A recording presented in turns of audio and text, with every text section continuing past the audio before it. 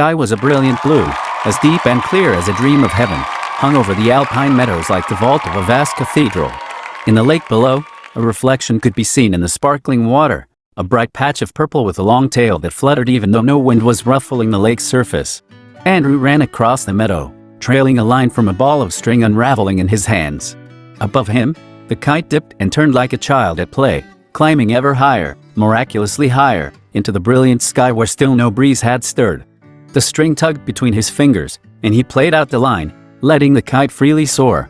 "Now you got it, Angel Boy," came a warm, throaty voice behind him, and he turned to see Tess, her salt and pepper hair catching the sun's rays and her broad smile beaming with a light all its own.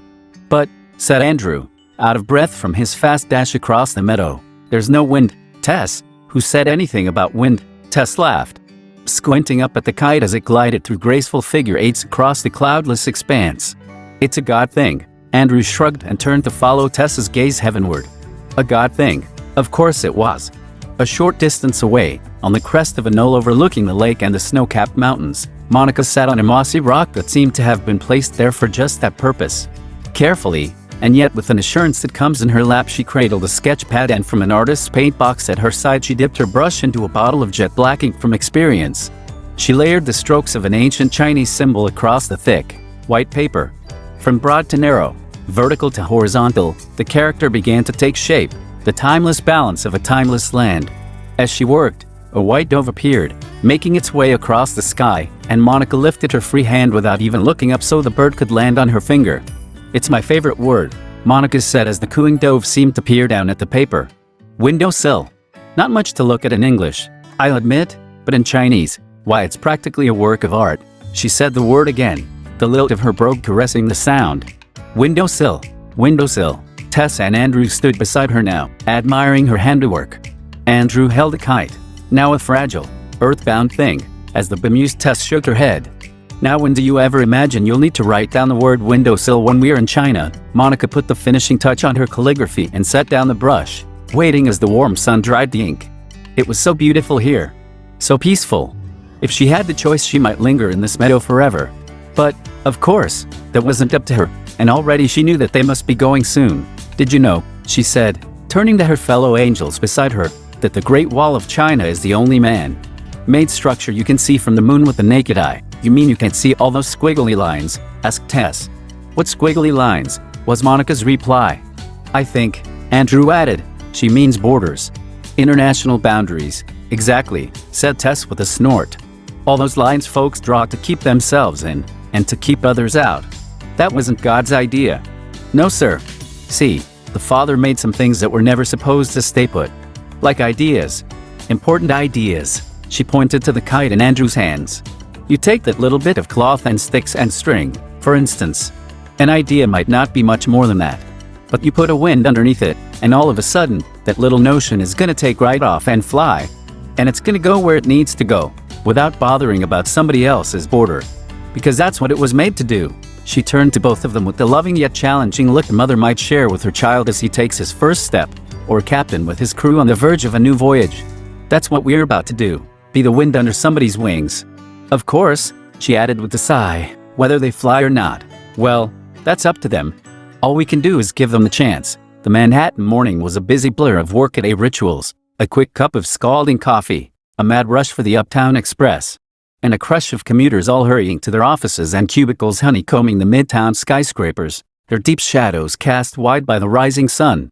Perched serenely on the second floor cornice of a gleaming office building, Tess, Monica, and Andrew surveyed the surging masses, watching intently for someone special, a face in the crowd set apart for a purpose. Monica looked up, past the skyline and the heavy, hanging traffic fumes to where a dove flew, straight and true, high above the hustle below. Across the street from the plaza of the high-rise, a bus lumbered to its stop, its passengers scattering in every direction. All, that is, except one.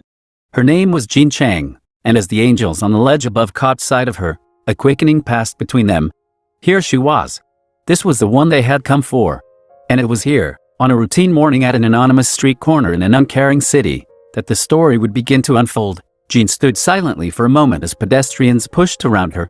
Her lustrous black hair, held loosely at her neck, caught the sun's muted rays, and her dark eyes, almond-shaped and earnest, watched as a security guard walked to the flagpole in the plaza and began hoisting the ropes to raise the stars and stripes. As Monica watched, she saw a flush of color pass over Jean's pale and perfect complexion. Something, the angel could see, was stirring in this beautiful, young Asian woman, an immigrant's pride, a reminder of hard-won freedoms, the blessings of liberty, renewed again at the sight of the waving flag. "This isn't about flags or countries or politics," Tess explained, as if looking through a window into Monica's own thoughts. "This is about human hearts." Monica turned and smiled. She knew better than to be surprised or to question her supervisor's gifts and abilities. Their work had always been about trusting and believing that the Almighty would provide the guidance they needed as their situations required. Like that silly, purple kite that Andrew had flown, now held carefully in Tess's hands. Monica knew it would do no good to ask why or what it was for. In time, plans and purposes would be revealed, even for a child's toy being carefully cradled by a wise angel. On the street below, a series of events began to unfold with all the precision of a well-rehearsed play. Jean, suddenly stirred from her reverie, began to hurry across the street, worried now about being late for work. As she crossed the plaza, a sleek, black limousine pulled to the curb. The driver jumped out and hurried around to the side, but before he could reach the door, his passenger had pushed it open and stepped out into the street. His ear glued to a cellular phone. "I'm not interested in what they're doing over at Good Fun Toys," Edward Tanner snapped back at the voice on the line, then listened impatiently as he began to move across the plaza. He was tall, with dark hair, and a confident air set into his finely chiseled features. "Still perched 40 stories high," Tess chuckled. "This is gonna be good." Monica watched carefully as Edward began to move toward the lobby doors, looking past his expensive, tailor-made suit, with its French collar and glittering gold cufflinks. She ignored his quick, no-nonsense tone of voice as he drove home his point over the phone. "Look," he continued, "we are only going to consider this if it makes sense internationally." He listened before interrupting again. "Comma, I know. Alex is pushing China, but I'm leaning toward Mexico." "No. I'm not making a move until I get all the facts." Beyond the clipped edge of his words, past all the trappings of conspicuous success, Monica thought she saw something. It was a flicker, a glow, faint but unmistakable, at the core of this handsome and supremely self-assured young entrepreneur. "He's a good man," she said softly, trying to convince herself as much as Tess and Andrew. "There's a warm heart beating inside him. But it's hidden. Like a diamond in a pile of ashes." She turned to look at Tess again. "It's going to take some work to find it. There's a lot of work to be done here," replied Tess with an enigmatic smile as she pointed back down to the street. "Watch." As Edward made a beeline for the lobby, Jean also crossed the plaza, heading toward the tall glass doors. For a moment it seemed as if the two might collide, but at the last moment, something happened that stopped Jean in her tracks. The soft breeze blowing through the concrete canyon stiffened, and the flag, loosely tied to its pole, began to flap and crack in the wind. As Jean and the angels watched, the rope went suddenly slack and the flag fluttered slowly to the ground, like a brightly colored handkerchief dropped by a passing giant. Alarmed and without thinking, Jean hurried to the pole as the flag draped itself over the plaza's granite flagstones. She knelt to gather it up, directly in Edward's path, and it was only at the last moment that he looked up, narrowly avoiding stepping on her and the flag. Monica caught her breath as Jean stood up with the flag in her arms, and for a quick moment looked into Edward's eyes. The noisy street seemed to grow quiet and, just then, she imagined that she could hear only the sound of two beating hearts. Edward slowly lowered the portable phone as Jean dropped her eyes and stepped to the side. "Sorry," she and Edward said in unison, and they smiled, as people do when their eyes meet for the first time. Then, as quickly as it happened, it was over. Edward nodded once and moved past Jean through the lobby doors. Jean began to raise the flag again, unaware that, behind her, Edward had turned to take one more look, lingering and slightly puzzled. She was a beautiful woman, no doubt about that. But what was the feeling that had passed between them? Had they met before? It was then that his phone rang again. The elevator door slid open, and life resumed, swallowing up the questions along with the answers. Outside, Jean cinched the rope knot that held the flag in place. She looked up again, satisfied with her handiwork, and turned and headed toward the tall glass doors. Monica, Tess, and Andrew watched until she was out of sight and then sat for a moment in silence even as the street continued to empty of people and the new day began in earnest. Tess sighed. "The courage of a single person can change history," she said at last as Monica and Andrew exchanged a look. She was giving them another clue, another hint of what was to come, and what was at stake. "But only if they answer the call when it comes." "Will they answer the call?" asked Monica, gesturing to the doors behind which Jean and Edward had vanished. He may, was Tess's reply. But he'll have only one chance, and what about her? Monica's voice was barely above a whisper. For her, said Tess, the chance will come a second time. And when it comes, she will know it. She looked at each of the men. In her eyes was an expression at once hopeful and sad. And that's why she may say no. Across the plaza, a man pushed a hot dog cart and a homeless woman searched a garbage can for food. The angels perched in the morning sun were lost in their own thoughts.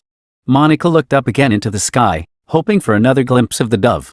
But above the towering building, all was an empty blue. And so it begins, she heard Andrew say. Tall windows framed the Manhattan skyline that was spread out like a panorama of prosperity. Edward Tanner moved purposefully across the lobby beneath a large sign, softly lit behind the reception desk and reading Tanner Toys. Good morning, Mr. Tanner, chirped the trim and cheerful secretary behind the desk. Morning, Janet, Edward responded with a preoccupation his employees had long since grown accustomed to. Alex here, already in your office, answered Janet as she held out a sheaf of papers. And these need your signature right away. It was too late.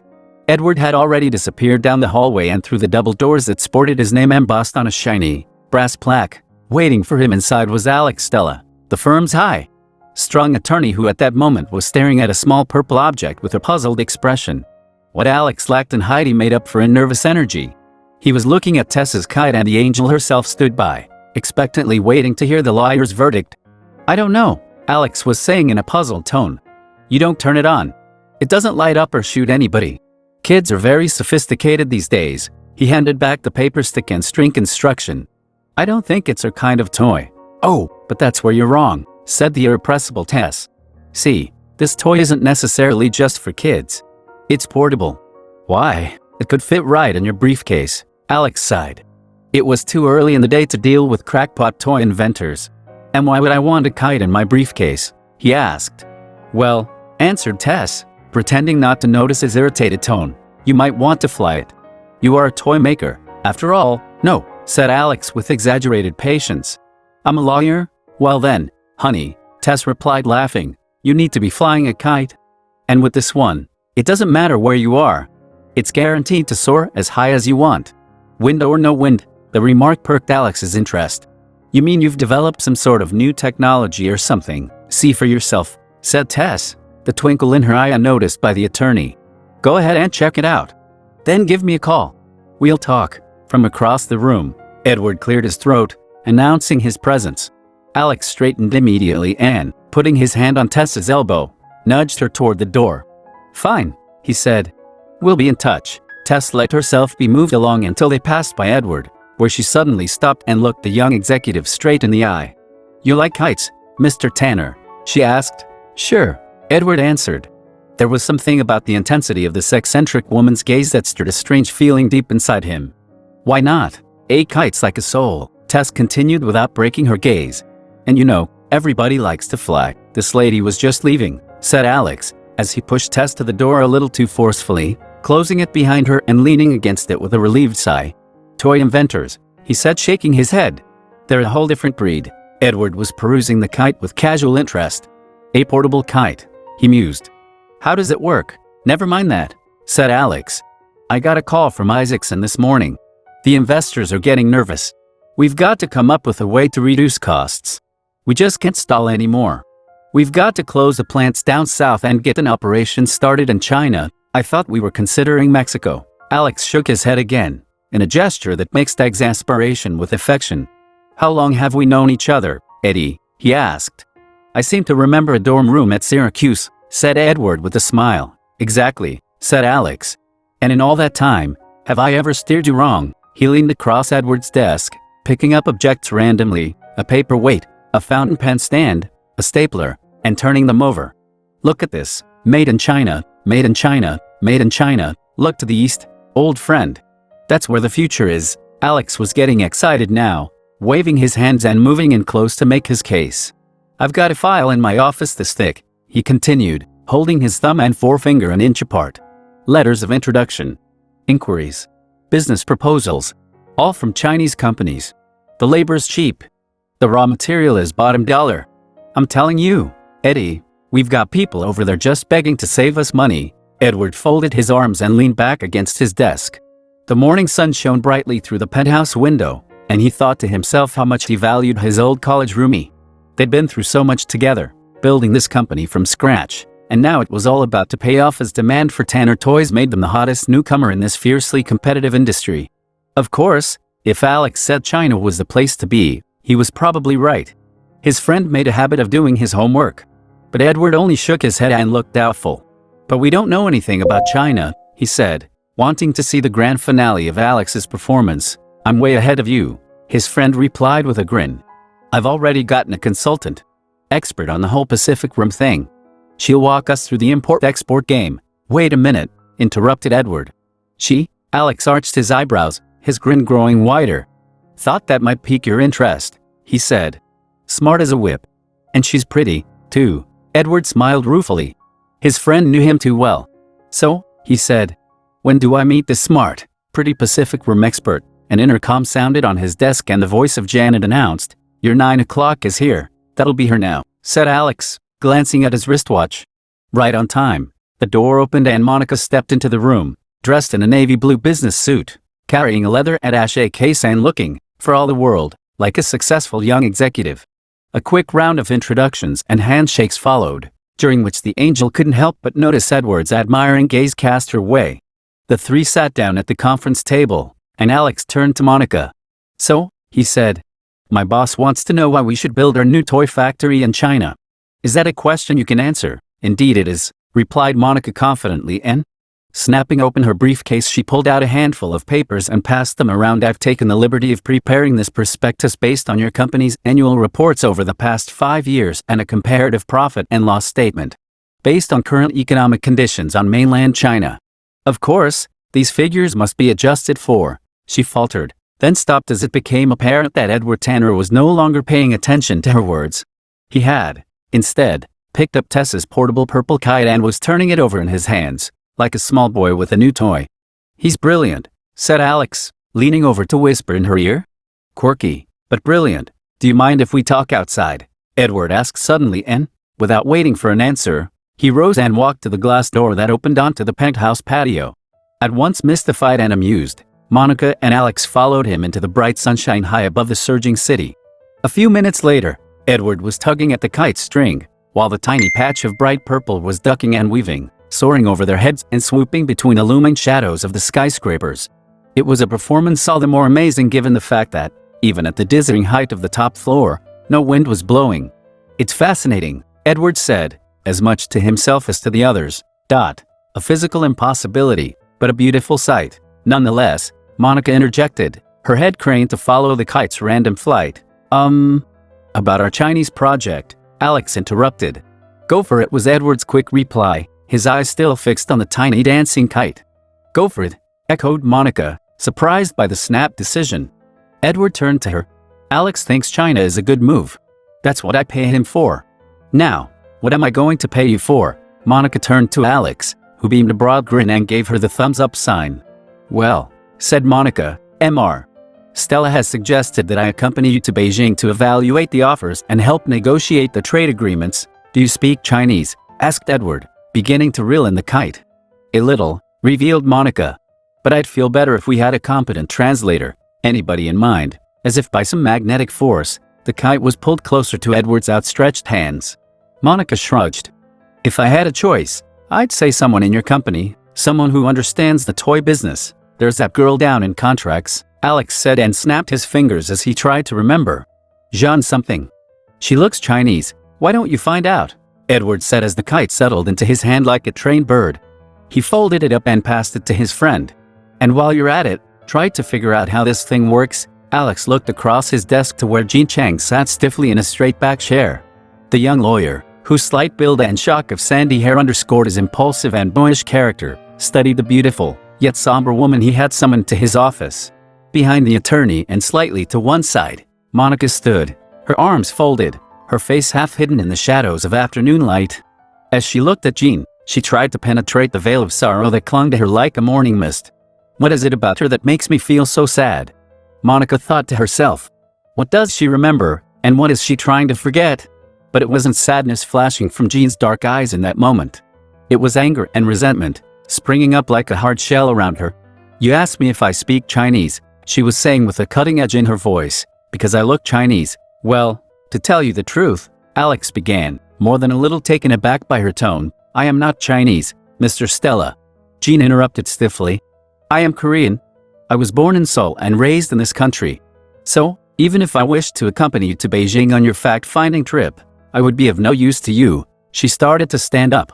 May I go back to work now, please, said Alex, holding up his hands. I just thought that, because I look Oriental, Jean shot back. Because my name is Chang, that I must be Chinese? Is that it? None of us meant any disrespect, Miss Chang, said Monica, stepping from the shadows and smiling gently. Sure, echoed Alex. It really was an honest mistake. I understand, answered Jean, softly sighing. But I have much work waiting for me, of course, said Alex, standing up and escorting her to the door. Thank you for coming in, Miss Chang, her hand on the doorknob. Jean stopped and turned around. I have worked for this company for 3 years, she said in a low voice, and I have never been invited to this office.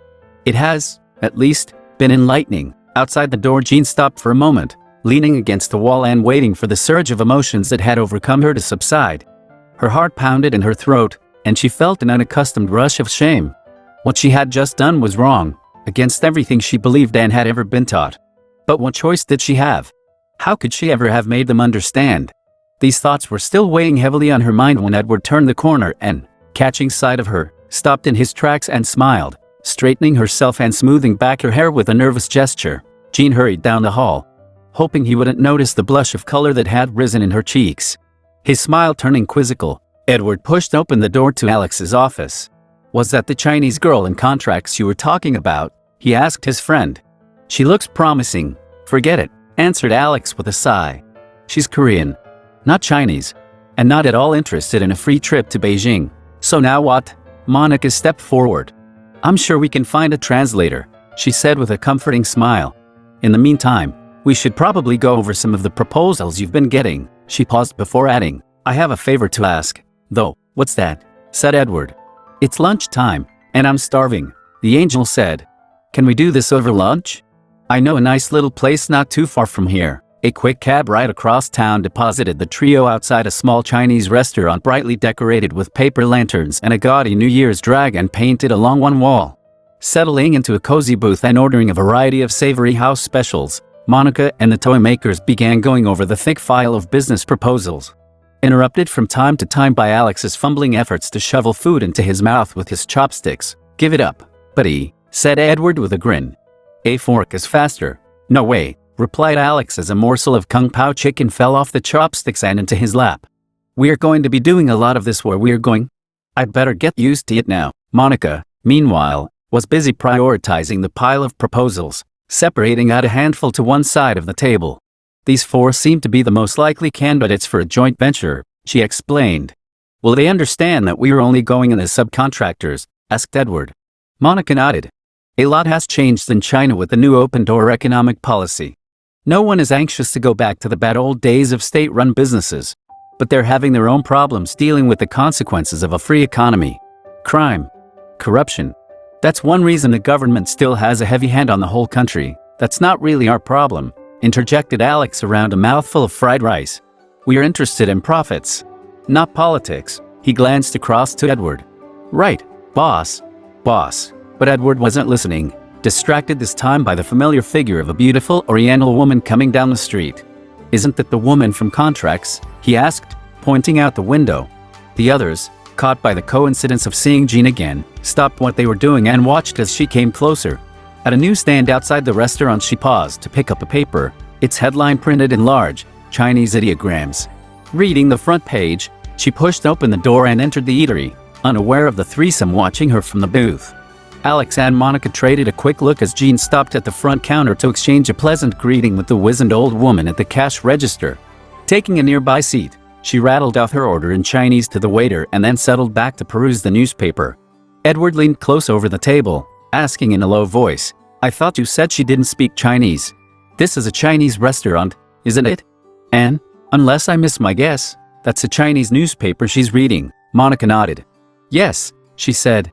That was a Mandarin dialect. I'm sure of it. Alex was already halfway out of his seat. I'm going to get to the bottom of this, he promised with grim determination.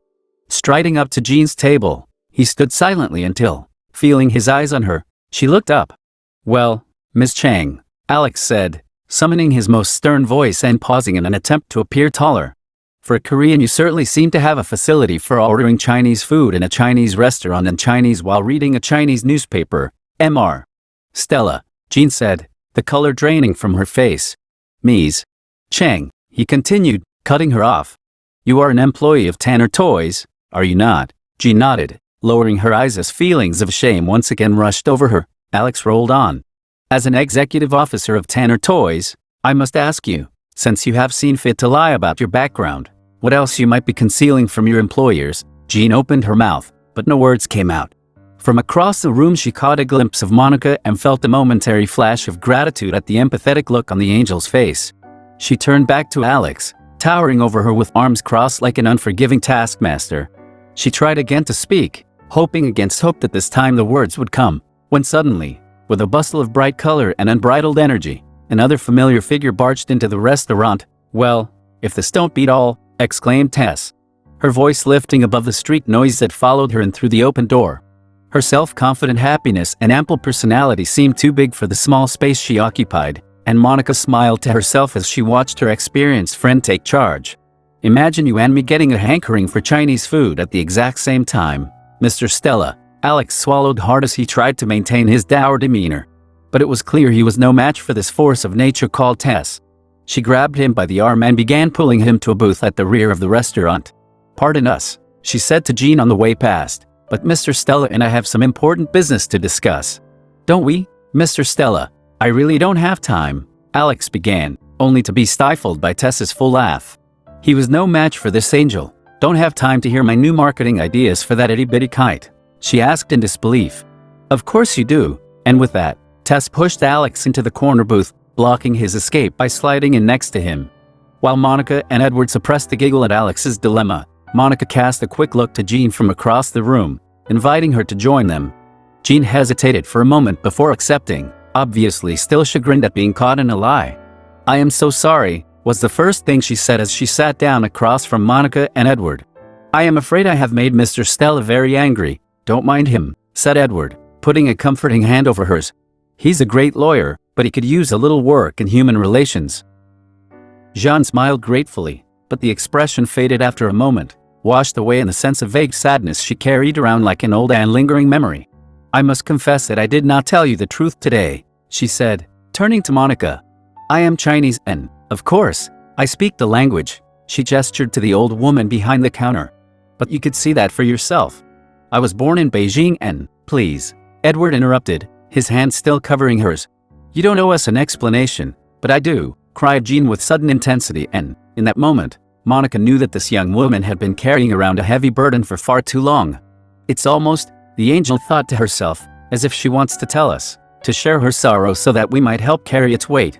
Jean took a deep breath, struggling to contain her emotions, even as her eyes glistened with tears. "I am a person of honor," she said in a low voice that trembled in spite of her best efforts. "At least I try to be. That is why I must tell you the whole truth. You see, if I were ever to go to Beijing again, I would not come back alive." The deep shadows of afternoon crept across the restaurant as the traffic outside slowed and the street seemed to empty in anticipation of the coming rush hour. The gold detailing of the painted dragon on the wall glinted softly in the one light as the old Chinese woman at the counter dozed off, dreaming of another time in a faraway place. In the booth in the back, Tess's voice could be heard chatting merrily away, while Alex nodded and sighed and tried desperately to get a word in edgewise. Tess seemed oblivious to his nervous discomfort, but in truth there was nothing that escaped the wise angel's attention. Of that Monica was sure when she glanced back and, for the space of a breath, caught Tess's attention and was rewarded with a wink. "You go on, girl," Tess's look told her. "I've got everything under control over here." Monica turned back to Jean. "You wouldn't come back from Beijing alive," she said. "That sounds a little dramatic, doesn't it?" "Perhaps," replied Jean with a deep sigh. "It is part premonition, I admit. But it is also partly true. You see, as much as I dream of returning to my home, I know it is impossible now." It was Edward's turn to look behind them, where Alex was getting an endless earful from Tess. "Well," he commented smiling, "it looks like we've got plenty of time to hear your story. That is, if you want to tell us." Jean's eyes once again brimmed with tears, and Monica could see that something deep inside her was about to break. "It's all right," she said, the Irish lilt of her voice seeking to soothe the distraught young woman. "Everything you say will remain confidential. Just between us, of course," murmured Edward. "Please don't be afraid." Jean looked from one to the other, searching their eyes for a sign of their sincerity. At last she nodded, straightened up and, pushing aside her plate of uneaten food, asked in a calm and steady voice, "Have you ever heard of Tiananmen Square?" "Of course," Edward answered at once. "I mean, as much as any American has," Jean smiled, not quite dispelling the sadness behind her eyes. "Most Americans have only one image from that summer of 1989, the student." Monica nodded as she spoke. "Standing in front of the tank." "Yes," Jean said. "He was very brave. But there were so many other students trying to make a change, make a difference, during those momentous days." She stared levelly across the table. "And I was one of them." Monica turned to Edward, trying to gauge his reaction to Jean's revelation. He seemed interested, politely attentive, but unsuspecting that something unforgettable, tragic and deeply moving, was about to unfold. From the kitchen came the distant sound of clattering dishes as the cooks began to prepare for the evening's patrons. A radio softly played Chinese pop music, and the fragrant smell of green tea wafted from the pot on the table. Jean closed her eyes, losing herself in the sounds and smells, so familiar yet so distant. These evocative reminders of her homeland carried her back, conjuring in cinematic detail the intimate scenes she had carried with her since childhood. She spoke in a voice so low it seemed to blend with the dull hum of the air conditioner, searching through her memory for the words to describe who she had once been and the terrible things that had happened to her as a small, innocent, and vulnerable child. "I was a little girl in the 60s, during the Cultural Revolution," she began. "It was a terrible and cruel time in my country. Teachers, intellectuals, anyone suspected of being an enemy of the people was in great danger. Many were arrested and sent to forced labor camps for re-education. Many more were tortured and murdered." A shudder passed through her as she remembered those days, and vivid images moved over her mind like shock waves. It was all so clear, the day the young men in the green uniforms, waving the little red books over their heads, came to her home and dragged her father, kicking and screaming, out into the muddy streets. She could still see the hatred and contempt on their faces.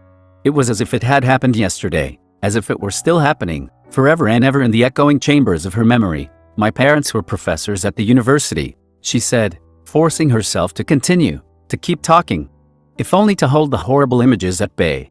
"One day the Red Guard came. They dragged my father into the streets and beat him as the whole neighborhood watched.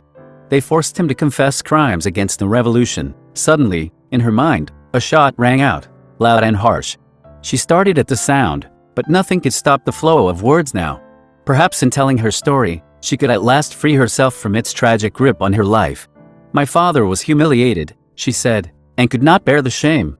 He shot himself, and his suicide was more than my mother could take.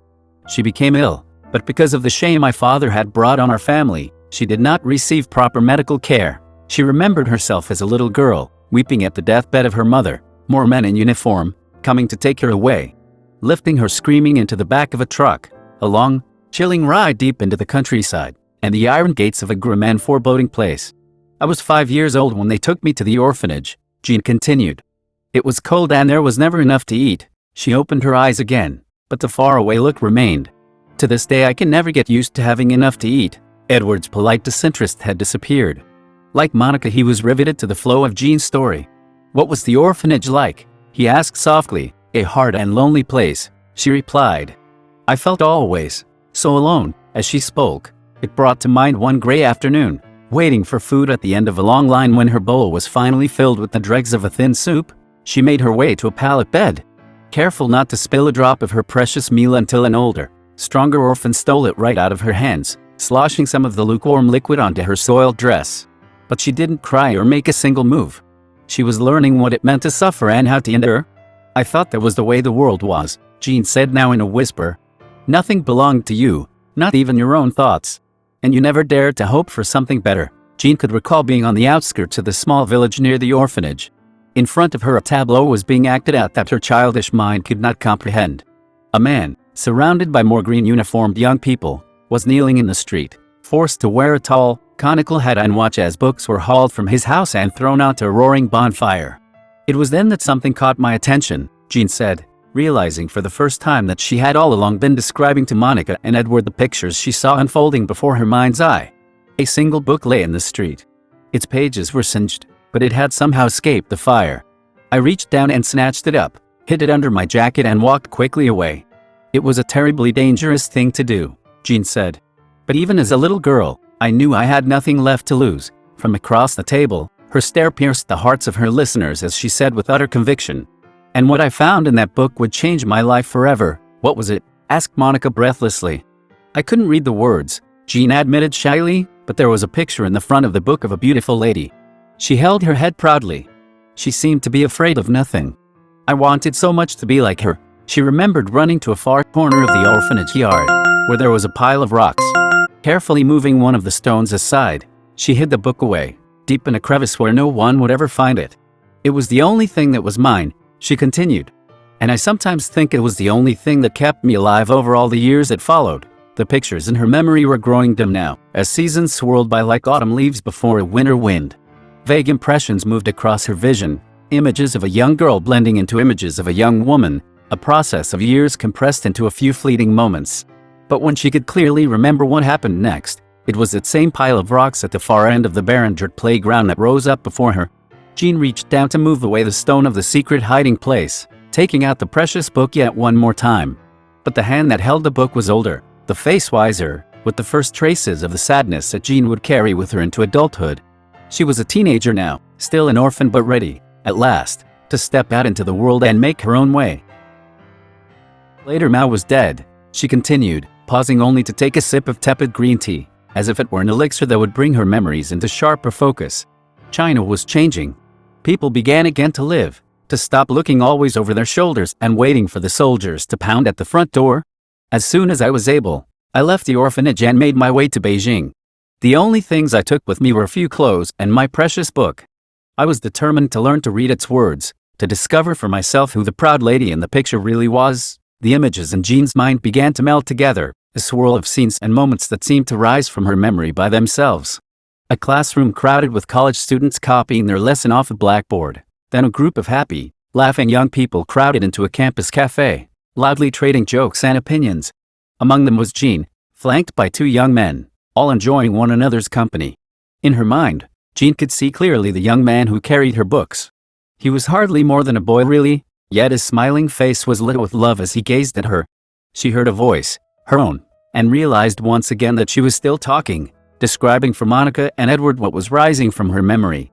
"I went to school to study English," she was telling them. "It was there that I met my husband. Gus and I, and his best friend, George, became inseparable, united by our love of all things Western, art, music, literature." "Your husband's name was Gus?" asked Monica, hardly daring to interrupt the flow of Jean's reminiscences. Jean smiled, and in that moment, the melancholy that clouded her eyes seemed to lift. "We gave each other nicknames, as young people do. Our friend Wei Guo called himself George, after George Washington. We called my husband Gus after his favorite sculptor, Auguste Rodin. You know, the one who carved the thinker." She stopped for a moment to assume the pose of the famous statue, furrowing her brow, putting her hand to her chin and trying to look very serious. Edward laughed. The charm and simple grace of the young woman was beginning to captivate him. After so many years of being cut off from the rest of the world, Jean continued, picking up the thread of her narrative. The people were hungry for information. Suddenly, there were books, magazines, newspapers. Everywhere, Jean's words brought back to her vivid images of her past, images of walking through a crowded marketplace, past a street vendor selling old and dog-eared books laid out on a dingy sheet spread on the ground. She stopped and stooped down, with the awkward movements of a woman in the last months of pregnancy, holding her swollen belly with one hand as she picked up a book that had caught her attention. Paying the vendor for her purchase, Jean leafed through the volume as she walked away, pushing her pigtails behind her shoulders when they fell across the pages. She flipped past a full-page photograph, stopped and turned back, her eyes growing wide with wonder. There she was again, the proud lady, her gaze fixed to the future, a book of justice cradled in one hand, a torch of freedom burning in the other. Stopping in the middle of the crowded marketplace, Jean reached into her bag and pulled out a small package, lovingly wrapped in an old cloth. She opened it, revealing the most precious possession of her lost and lonely childhood, the tattered and half-burned book she had rescued from the flames all those many years ago. Turning to the page she knew so well, She compared the picture there with the one from her new book. They were the same. But in this book was a caption. "The Statue of Liberty," she read, as her eyes filled with tears, and she moved down the street, rejoicing. Knowing at last the name of the lady who had given her inspiration and guidance for so long, Jean wiped the tears that welled up in her eyes now as she sat in a big city cafe. Thousands of miles and a lifetime from those days she was remembering. But there was no time to cry over what had been, and what could never be. She had to continue with her story, a story she had kept inside for far too long. With the population growing so quickly, she said, wiping her eyes dry, the people were instructed that, for the good of the state, we should only have one child. Everyone, of course, wanted a boy, because, in my country, a boy brings honor. But that day I bought the book and knew at last the name of the proud lady. I realized that the Statue of Liberty, a symbol of freedom for so many oppressed people around the world, was not a man, but a woman. Her voice grew thin and faint and she struggled to suppress a sob. I knew that if there was a place in this world for a woman to become a beacon of freedom, then there would always be hope for me. And for my daughter, you had a little girl, Monica said, smiling at the thought of a tiny infant in Jean's loving arms. Jean nodded, and now there was no stopping the tears from flowing down her cheeks. I named her Piaoyu. It means free moon, but in English the meaning is closer to Liberty Moon. Where is she now? Asked Edward, and from the stricken expression that crossed Jean's face, he was immediately sorry he had asked. I don't know, was all she managed to say before standing up. Will you excuse me? She asked before moving quickly to the back of the restaurant and through the door of the ladies' room.